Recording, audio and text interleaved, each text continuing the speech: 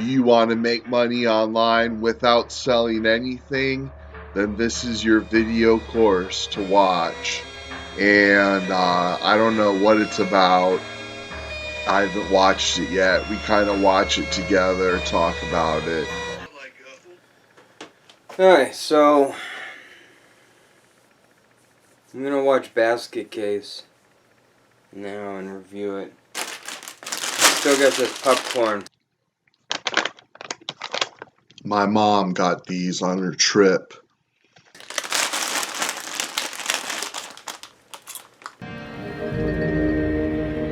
What is the secret Dwayne is hiding in the basket?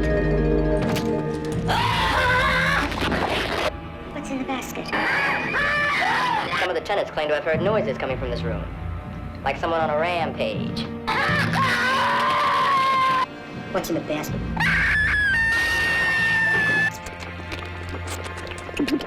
You're that kid Needleman warned me about, the Bradley boy, the freak we separated. I know an awful lot of guys, Dwayne, but you're different. What's in the basket? What's in the basket? This popcorn shrimp is so good. What's in the basket? My brother. Open it, if you dare. Basket case. It's really cheesy.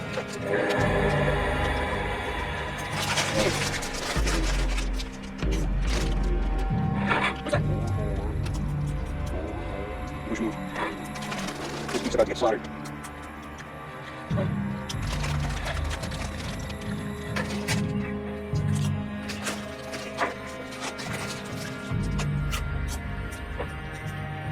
You must be a doctor.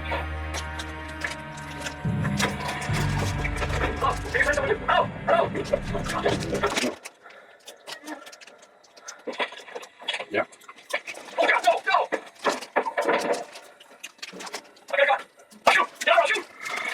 But I recognize him from like some sitcom or something. Warehouse.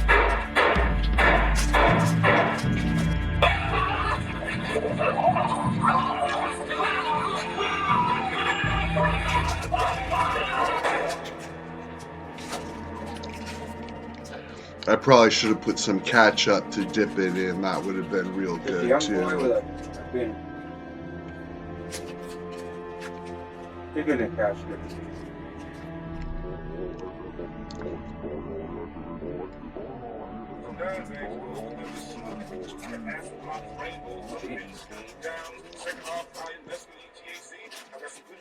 You didn't have all that. Oh, holy shit, it's the guy from today's special. Today's special. It's for everyone. Today's special. That's what he looks like without his hat on. Oh wow. Wait a minute, didn't he get run over? It was suicide. He hailed a cab. Water pulled up to the curb. He jumped in front of us. We're talking about how to train your horse, how to tame and train wild and vicious horses. Get out of here, you're full of crap. Company. Huh. I'd like a room, a couple of hours, a couple of You years. guys got any bright ideas? A few days? Yeah. You by Muppy says yourself? she can Yes, sing a song alone, about by myself. Just eating some beans, I got some red beans here. Just eating some beans, I got some red beans here. I just need a place here to we stay. are at El Poblano, you can see Watching the I best. got the birria just taco singing tray, a People are throw us a chips party. and salsa, and brighten cheese and my fries, day. birria taco, Just singing a consomme, Great. buffalo wings, and I start off with a taco. What's this? I'm just gonna have myself a birria taco, and I dip it into the consomme. See how long he holds that hand It's so there. delicious, dip that Oh, way. right. And this Mexican food, like, Why even put it's the new to friggin' me. pea on I the don't know table if if you he just call wanted it to touch his Tex-Mex, hand? I'm not exactly Look at him. sure. It's Look at him. something that was new to me when I tried it, but I learned to love it. And it's like my favorite Mexican food in Branson now. Woo. And these tacos Oh, are that's just today's so special good. money. It's so good to dip. And that was the term hooker boat. and that referred to like a 12-pack of beer or an 18-pack of beer.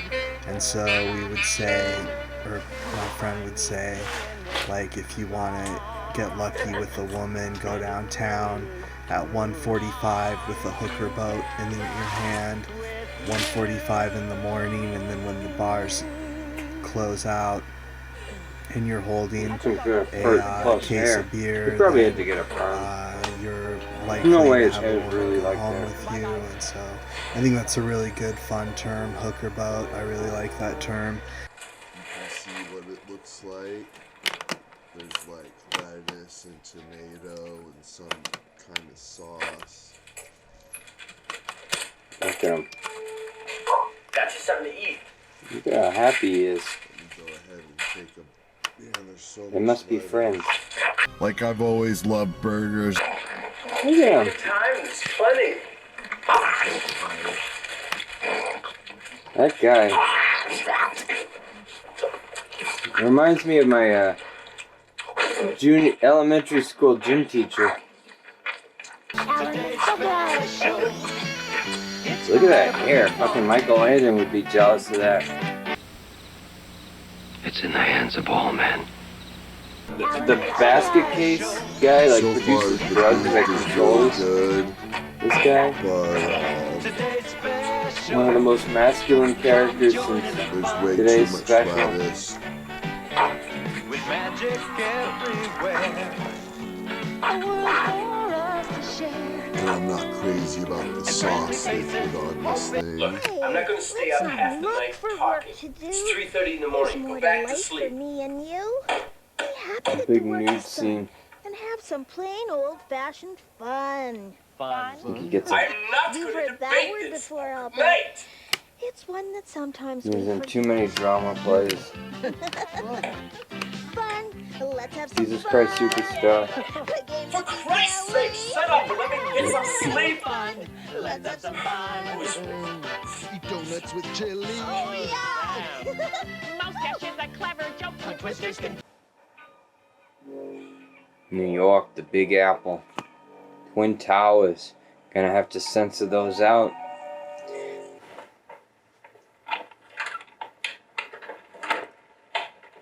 Hi. Oh, wow. I live across the hall, and the reason I'm bothering you is my name's Casey. Dwayne Bradley. Nice meeting you, Dwayne Bradley. Where you from? Upstate? Oh, first time in New York? Yeah. Listen, let's go for a drink sometime. Okay, sure. Catch you later, kid. Bye. Had to have been redubbed.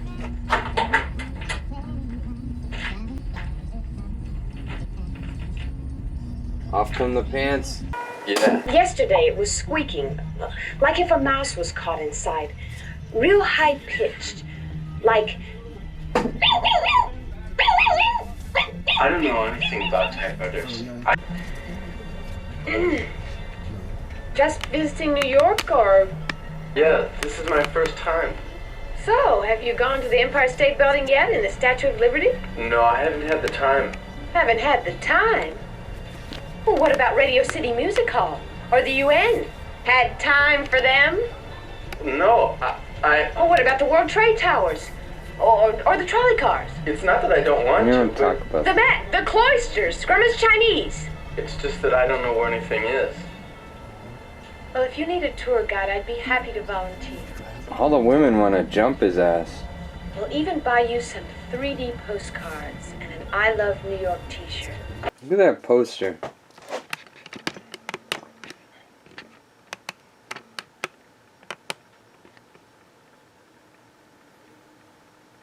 Happiness is good health.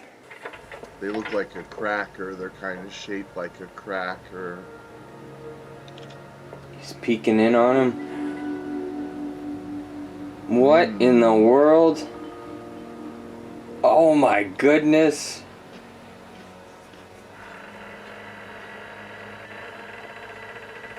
So, what did he give you, 48 hours to live? Is that No. his shirt? Nice chat.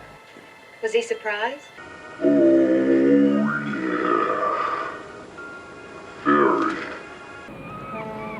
They have a good coconut flavor.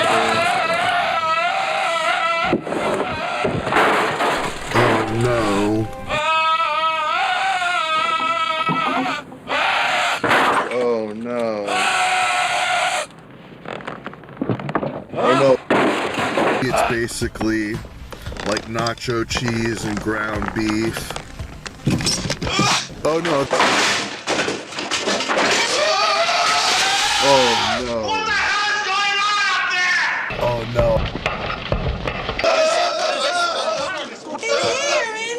Hey, come on. Dwayne Bradley. How long you been out, Dwayne? Since this morning. You have any pets? Any animals in there? No, nothing. Why? Well, one of your neighbors, Mr. Brian Mickey O'Donovan, was murdered a few hours ago. And we're just questioning everybody in the building. Mind if we come in? No. Look at him. Touching hands once again. Uh-oh. And it lingers on his hand. That's the weird thing. That's just... There might have been more hand things in this, right but... before the murder, some of the tenants claim to have heard noises coming from this room.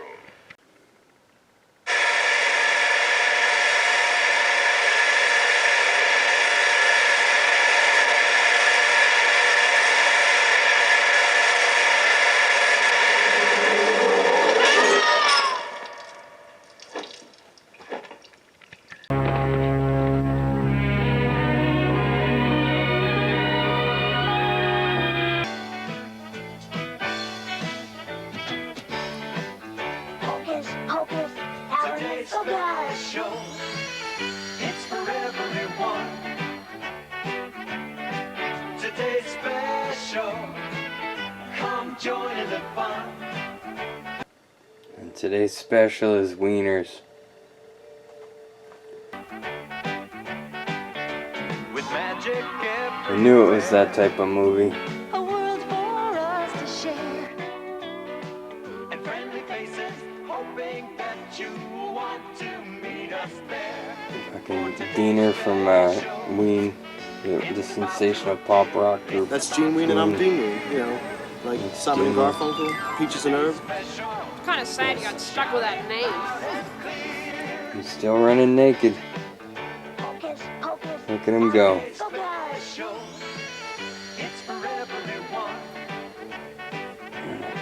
It's the best way to see New York. Oh my goodness, he's gonna go in. Jumping into the window.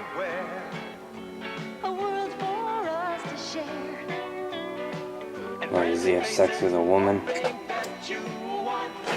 That other chick's pretty hot. It's about to appear. It's about to appear. Today's special. Shout it loud and She's naked. Today's special. Today's special is fun. Everyone sleeps topless. I mean, everyone sleeps naked these days. What the heck?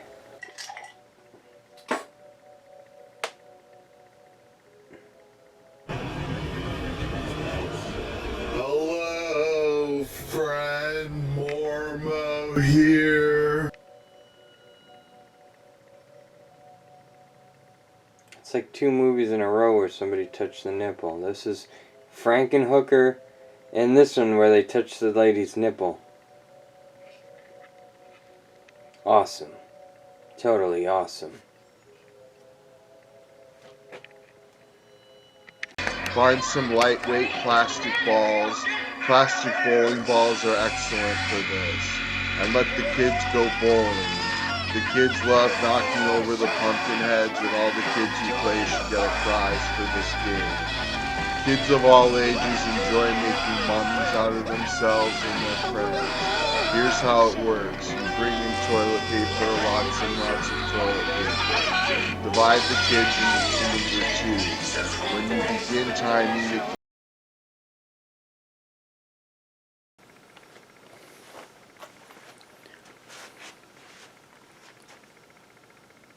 It's pretty good. Reminds me of like sort of like Frankenhooker mixed with Okay, so you see here I paused because I didn't want to compare 2 movies in a row to brain damage. I didn't know at the time that it was the same director. Shit, I can't think of anything. Maybe Nightmare on Elm Street 2? No. But that was the first one. I don't know, what do you want me to say other than... Yeah, it's worth watching. What made me say Nightmare on Elm Street 2? Sounds like an animal.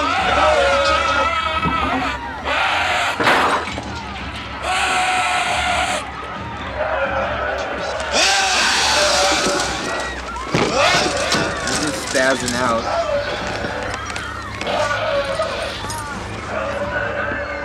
You got your like rotoscope painted over effects. And they made it look like it was magic or something. There's also that shower scene. There's a shower scene in this.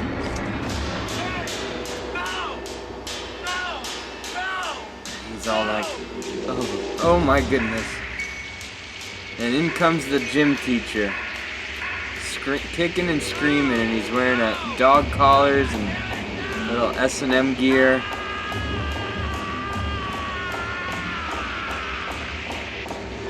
Tied him to the shower. Okay, maybe it reminded me of brain damage more, I guess.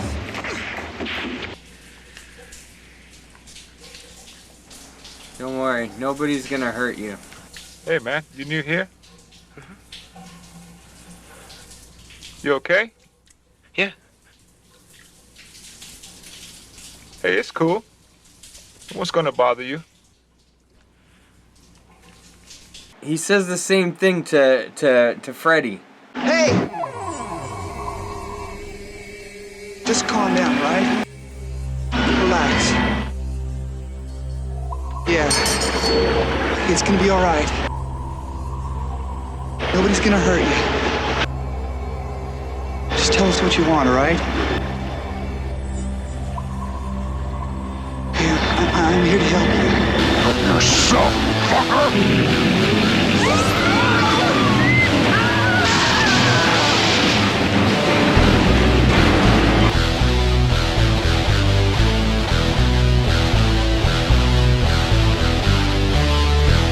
Survive by wetsuit.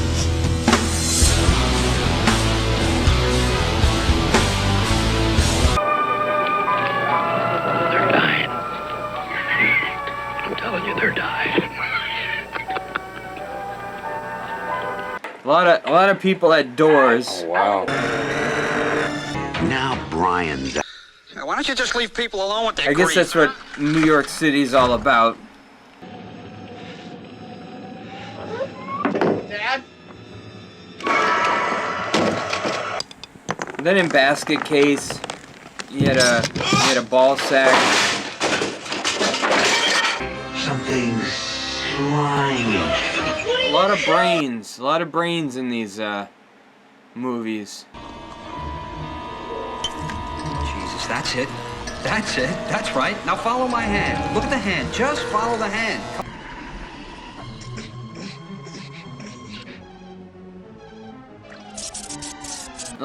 In these movies, it's like you gotta have some guy talking to an turd boy, like a pet on his bed. How happy he is. They must be friends. Look at him. Time is plenty. That guy. This is the start of your new life, Brian. A life without worry or pain or loneliness. A life filled instead with colors and music and euphoria. A life of light and pleasure. But who are you? What are you? I am you, Brian. I'm all you'll ever need. I don't understand. You will, Brian. From now on, your life will take on a whole new light. And all you have to do is look into the light and listen. Listen to the light, Brian. Just listen to the light. Yes, I'd like to again, but... That's it. Very good. Nice and easy. There's even a scene in Frankenhooker. Very neat. Okay, this isn't the You bed, like that but Beaujolais, don't you? Got big news, honey. And it's the reason for the celebration tonight. There's a storm headed our way. It should be here in about 2 days, and I want to be ready for it. If everything goes as planned, and it should, it'll be a whole new look for you. I couldn't think of... I don't know about Nightmare on Elm Street 2. There probably was a scene, but... It just reminded me of Naked Lunch, the scene from Naked Lunch. William Lee, I have arranged all this just to have a moment alone with you. I am your case officer. What? Case officer. You are my agent. I, in turn, report to your controller. Come, Mr. Lee. You don't have to play dumb with me. And let's not forget about how in Brain Damage, there's a creature...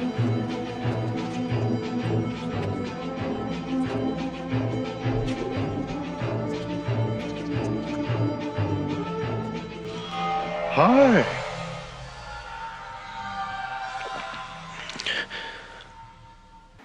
And then there's our happy Afro gentleman. I had the same like... Is successful, the most we will have is a nasty scar. And the other one? Doctor? Look at his hair.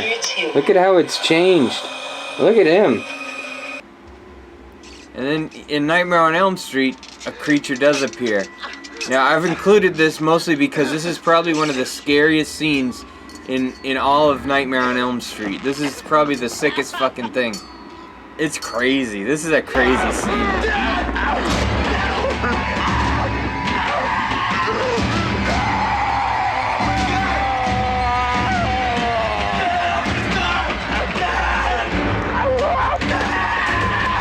That's so awesome. And then in Frankenhooker, it's like trying to control life and death. And then she's being controlled by her past body parts. Or something like that. Elizabeth. Want a date? Going out? Looking for some action? Need some company? No, wait, huh? It's Jeffrey. Got any money? Part of my talent, Brian, is to spare you any unpleasantness. Yeah, but when it comes to blood in my underwear, I want to know how it got there. You're a wreck, Brian. You've got to relax. Why don't you put me on your neck and calm down? No way! It's not going to happen again! What isn't? Killing people! Oh, I thought you meant getting high. We can't keep killing people every time you're hungry. Oh, yes, we can. We'll do anything I want us to do. You're mine now, Brian. I own you. And then in Brain Damage, he's being controlled by a drug-secreting worm creature. From now on, I'm the one who's going to be calling the shots. I'm the one who's going to be in control. You're not strong enough, Brian. Your chemistry has changed. Daddy can't help you now. It's weird because in this movie, it's also why Freddy wants to control him because he has the body. I need you, Jesse. We got special work to do here, you and me.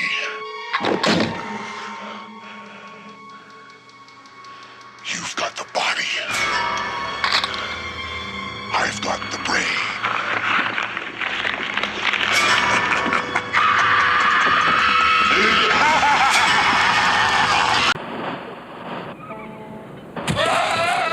This guy, he wants to kill all the doctors. Well, the main character, he's making out. He's having a good old time.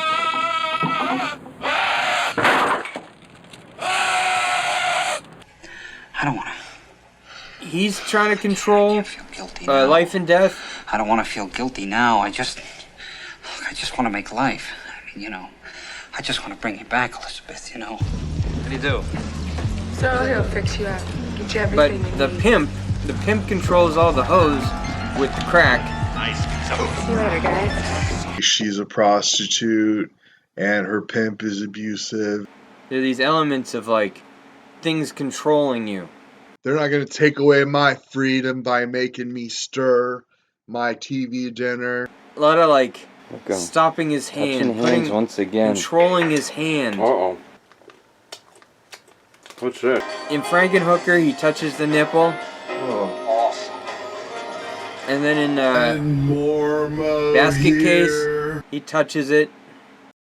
Timidness about doing that action, like, or like it is like, or like there's something like, I don't know, because it happens in the other movie, and then it's like the body parts are totally separate from the person. And this is probably my favorite scene of the whole movie.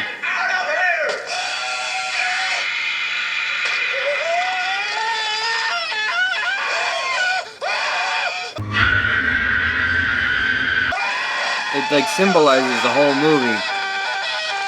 There it is. Belial's got him by the balls. The cups and balls trick. The objective here is to let all the balls pass through all the cups. He's the one in charge. Alright, so my theory is on the movie is that this movie was freaking awesome. I liked it a lot. I thought it was like, there's a lot of elements that I really like to see. Like, I really like to see.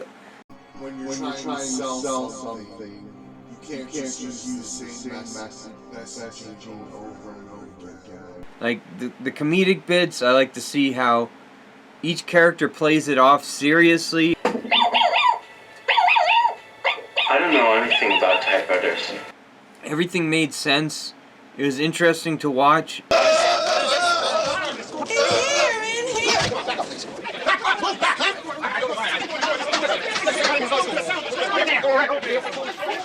What the hell out here? Looks like a goddamn bomb hit this place. Where's the kid? Went out earlier today. Well, no one came out of here. I've been standing here all the time. All the while it was being wrecked. Someone's got to be in here. Unless they climbed out the window, because this just doesn't make any sense. And all the characters were good.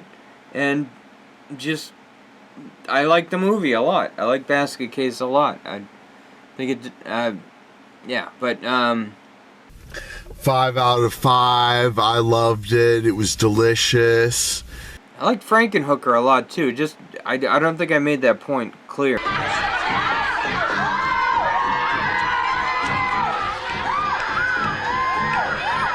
You know, the effects are cheesy and silly.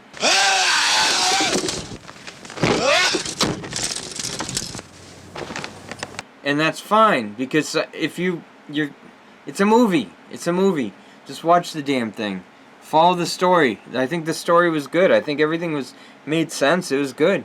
But this one, the story made sense, and it was a good mystery where you learn a little more and a little more of the backstory as the movie goes on.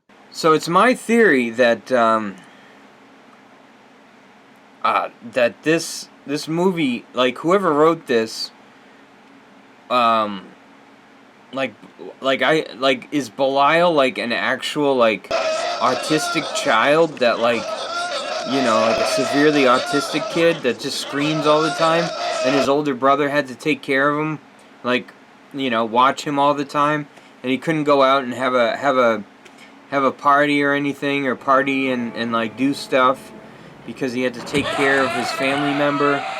So it's just I'm like, this guy had to have like taken care of an autistic friend, like child or something, like brother, and like had some resentment and made this like. I'm not sure about that either.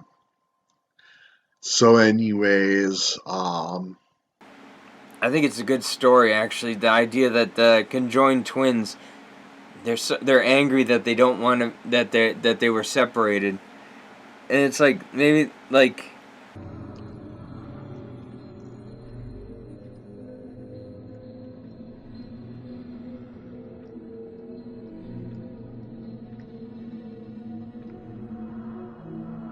I highly recommend these power bowls. They're both resentful, and he's got them by the balls, and 3 small wooden balls causing that. Okay, anyways, let's learn about this show. What's in the basket? Easter eggs?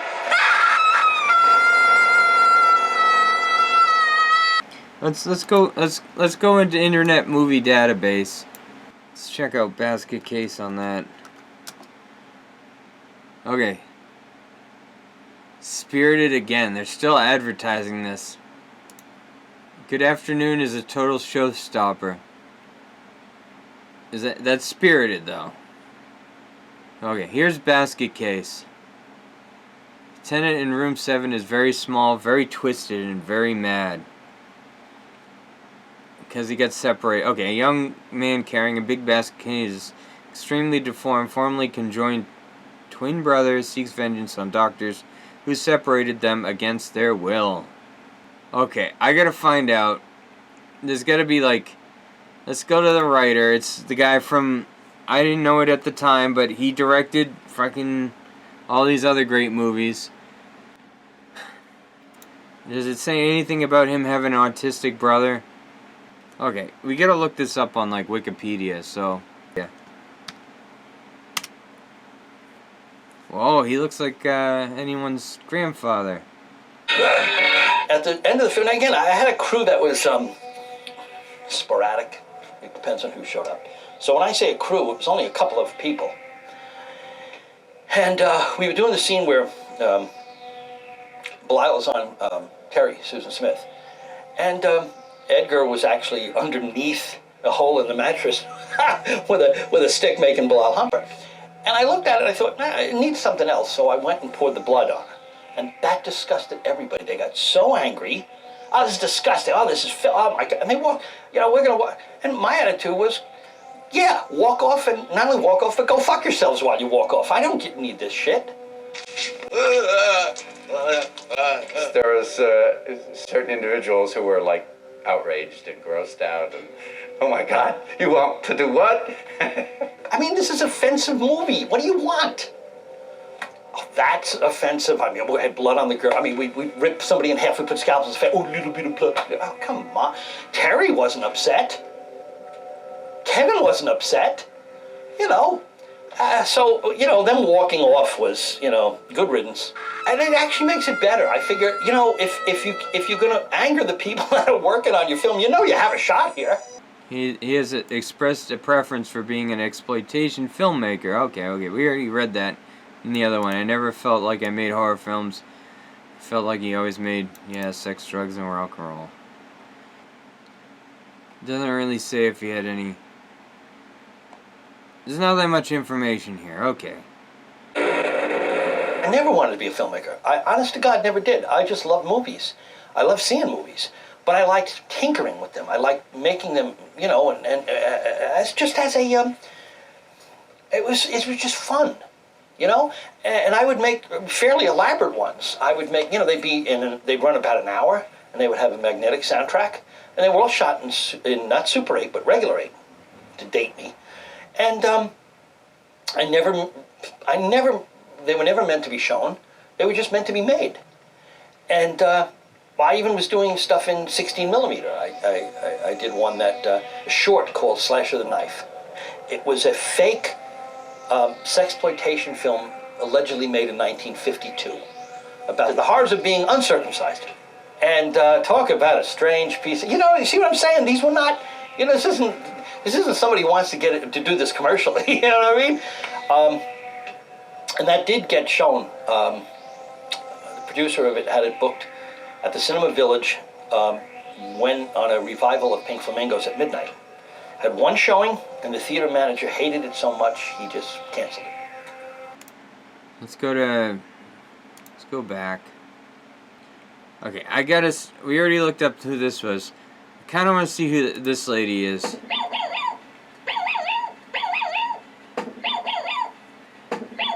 Sundays. Okay, there's nothing there. Forget it. Well, if you need a tour guide, I'd be happy to volunteer. With Terry, the whole thing was, does it look like a wig? Can you tell it's a wig? Because she was bald. She was in a punk band then. I think it was Teresa Cake was the name of the band at that moment. And so we put this wig on her. But yeah, we had a great time. I mean, making a movie. And Terry now is, last I spoke to her, now I haven't seen her in 20 years, but the last I spoke to her, she has changed her name. She's no longer Terry Susan Smith. She's now Ahu Smith. A-H-U. Really? Yes. And She had a beautiful singing voice, which we never used in this, and unfortunately. But she had at the time she was involved with a band called Junk Rock, a punk band. Now she's doing this really lovely spiritual. She has a CD. It's all nature and and blah blah. blah. And let me plug her website while I'm at it. www.spiritualmedia.com. And check that out. Yeah, she sells her CDs there and everything. But I wish now if we had done it again, I would have had a scene where she got scared so much the wig would have gone. Okay, the hotel manager, he has his own page. Get out of here, you're full of crap. Go away, Jack Ryan. Uh-oh. He was in a few things. Okay. So he's in something before Basket Case. Yeah, he's in a little bit. He gets some acting work. And Bob Vogel is the hotel manager. He was great, and he Also Academy of Dramatic Arts. Yeah, originally the script, there really wasn't a part for the hotel manager. It was just the one scene. But Bob was just so much fun and so bigger than life that I just kept throwing him in all the scenes. And of course, Bob didn't complain. And sadly, he died shortly after the film was made. Like 2 years or 3 years after of a heart attack, and which was shocking because he was so young. But but he was great just because he had this great sense of being bombastic and everything. I forget. This is the guy that we want to see. Oh.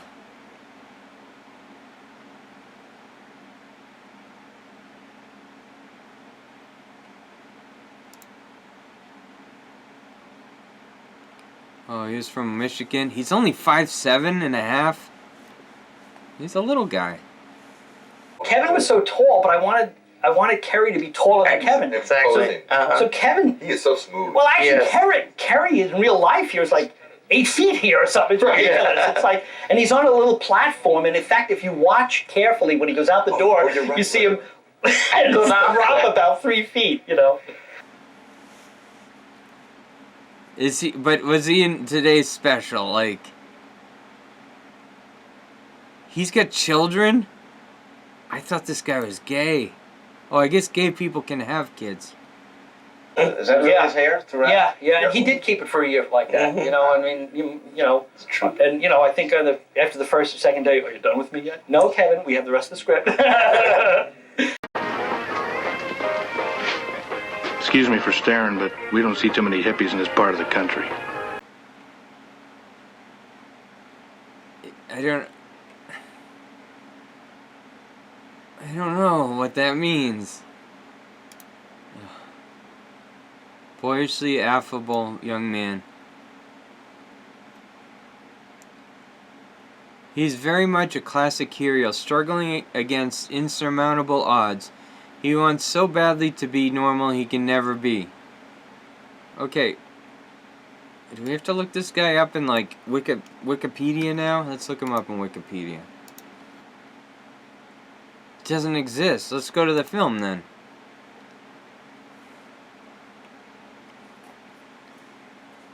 It doesn't say anything about anyone having any autistic brother. I gotta... Okay, we get the plot. We didn't do anything. She just showed me around, that's all. The character of Dwayne was very much the way I was in my 20s, I mean, there's a lot of me in Dwayne. Where are you from? Upstate. Oh, first time in New York? Yeah. Listen, let's go for a drink sometime. Okay, sure. Catch you later, kid. The worldview, the naive worldview, that focus, that myopic focus that Dwayne and the brothers seem to have. It was I've always secretly thought he wrote it for me. Jeez, none of them have any Wikipedias. Author. Sexual desires of Belial. Transgressive undercurrent, adding that Belial can be seen as the id, the dark side within us all. The film itself, not to get too deep, but it's about the dark side, and Dwayne has a literal dark side which he carries around with him dearly, but hides in a basket. We all have that. What's in the basket? My brother. Your brother! John Kenneth Muir argued that Basket Case examines the topic of abortion.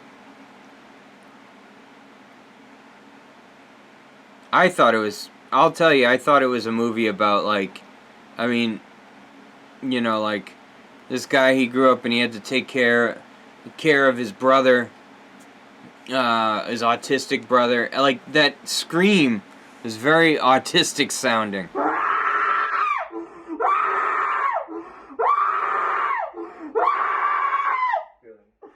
What a meltdown really boils down to, it's when you're hijacked by your own emotions. You're basically you have no control. You have completely snapped. And depending on the individual, it can range from I'm just going to scream and cry and run out of the room to I'm going to throw tables.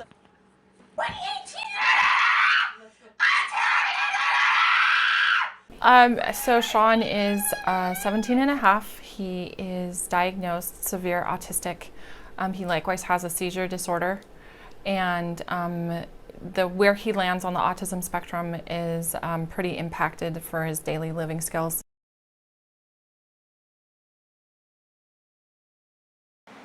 Like, he's just trying, someone's just trying to work out their trauma of, like,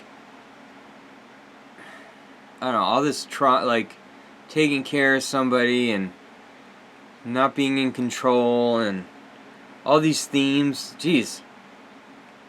Frank had a book, I believe it was Anomalies of Monstrosities of Nature, and it had like the caterpillar man and the dog-faced boy, and it had a parasitic twin, and it was a very old black and white photo, but it was basically a couple arms and a head, or a vestigial head, and it was very inspiring. I took that and we imagined what it would be like if Bala was cut away crudely, and Frank had said, "What it would be great if some of his organs were in this like sack at the bottom," and so that's what created the big bulbous bottom, and then two arms because he had to move around independently of the basket. That's a good idea. Yes, I'll do a movie about, like, you see something in like National Enquirer and you're like, conjoined twins. Oh, what if they didn't want to be separated? And then you run with that fun idea, and then in order to fill in the details to make it make sense, to make it a good script, you actually have to put life into it. You have to, like, draw from your own past. And I was thinking that this guy had to take care. Whoever wrote it, like, I thought they had to take care of an autistic child. I'm convinced. Alright, hold on. Like, Belial's scream. That sounds like. Maybe I could find something from the director or something. Trivia. I rated high, but I give it an 8. I think an 8, maybe? I liked it. I liked it a lot, so. I like that blonde chick's boobs, too. Ah! You see, it's a trick. They want you to sign in.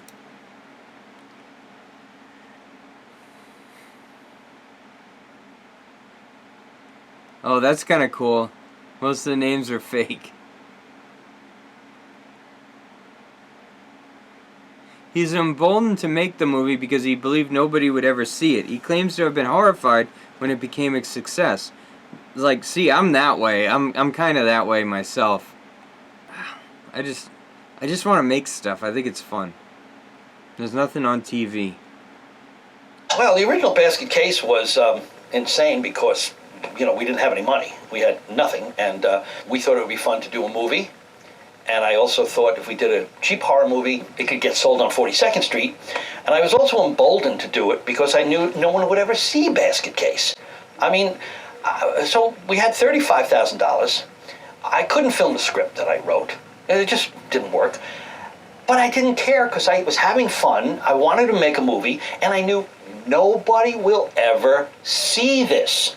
And I was horrified, quite honestly, when it opened at midnight, and there were lines around the theater. It played for 2 years at the Waverly, and I was I groaned every time it played. I just thought, oh no. So, Oh, so it started from the title. So the whole thing came from a basket case. He's like, oh, basket case. That hasn't been used as a movie title yet. It's a good idea. And then from there, he's like, oh, well, a basket case would be like a creature that lives in a basket. Well, did you come up with the title first? Yeah, of course. I was sitting around thinking of like Psycho-style titles that hadn't been used before. And I'm coming up with this one, and I think, oh, that's been used, Psychopath's been used, Fantas's been used, there's a basket case. And the more I thought of that, I thought, what am I going to do? Have a little monster in a basket?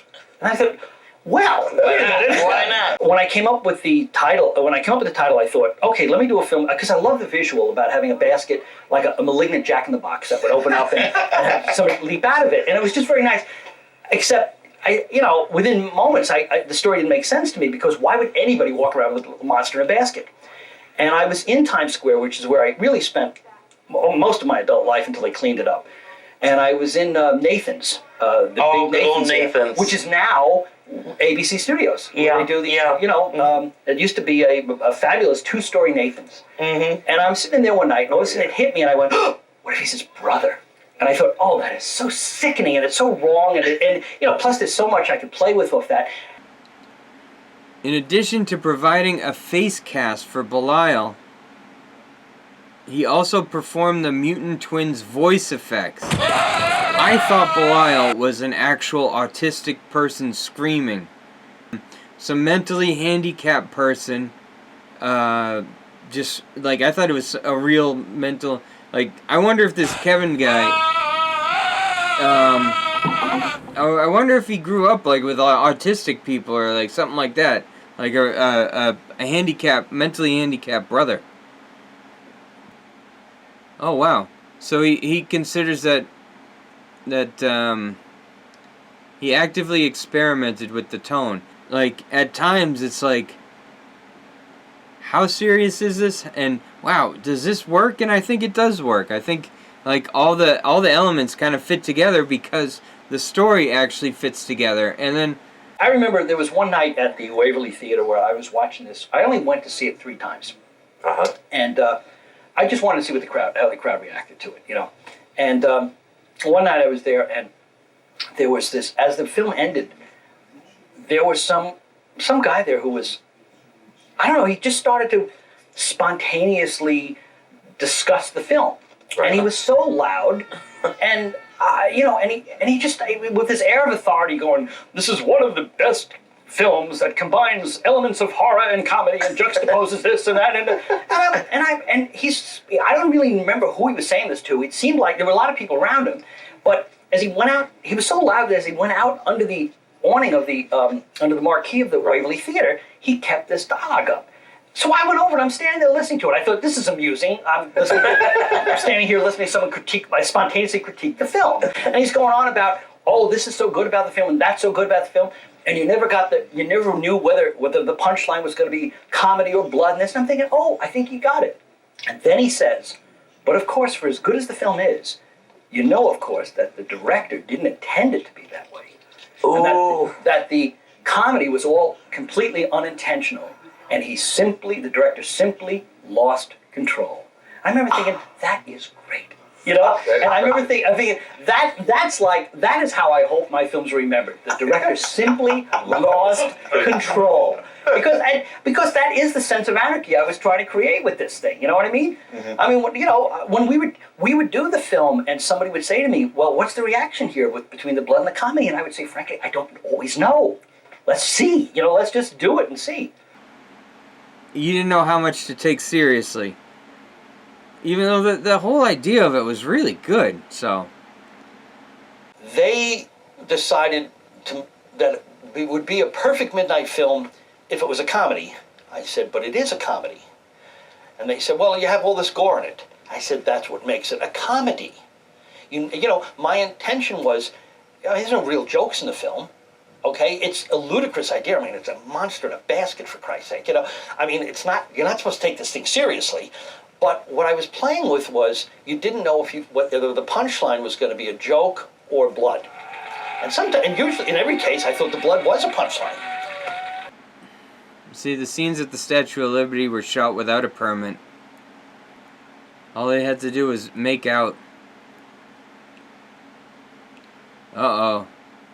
He hates to admit it, but anytime you heard a woman walking, it was me in high heels. Oh, shit. She was bald. That lady was bald at the time. City people. Oh, I got an X rating because you saw Dwayne's noodle. Dwayne's streaking scene was shot without permits on a cold winter's night. The original script, instead of me running naked through the trees, you see shots of Belial running through New York City. But the effects wouldn't do that. So when he realized he had to can those shots of Belial running, that's when the idea came to have me running through the streets. And we did it in February. It was like the coldest night of the year. We shot it down in Tribeca, right around the corner from my loft, which was deserted. It was a deserted neighborhood at night, you know. And we cleaned off the streets because I was barefoot, and we had warmed cars at each end. And you know, when it seemed like there was no traffic, you know, they said go, and I ran, you know. He loved the idea of being naked and running through this. Oh, he was limping due to a motorcycle wreck. I thought he was afraid to cut his feet. Who's the actor for today's special? That's all we want to know. Later episodes dealt with more complicated things like dealing with sacrificing one thing for another. Butterflies, which dealt with death. Alcoholism. Oh my goodness. How'd they...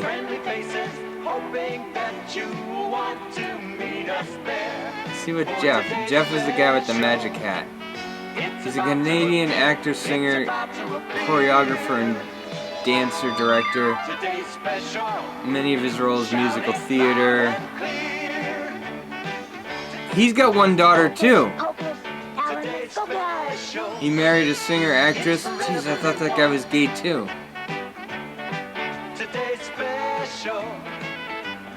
Wow. He's 5'8.5", so he's like an inch taller than the other guy. All of you watching at home will probably recognize Jeff from this. Hocus pocus, Alan Special. It's for everyone. Today's special. Jeff the mannequin from Today's Special. Jeff, this was my childhood watching this show. Do you still get recognized as this as your biggest? All the time. My daughter Gemma put me on Facebook, and I get, "Are you the guy from Today's Special?" Wow. And I get a lot of young people, but I also get the kids that watched it, the parents now, trying to find the shows. We did 125 half-hour episodes over 6.5 years. Good.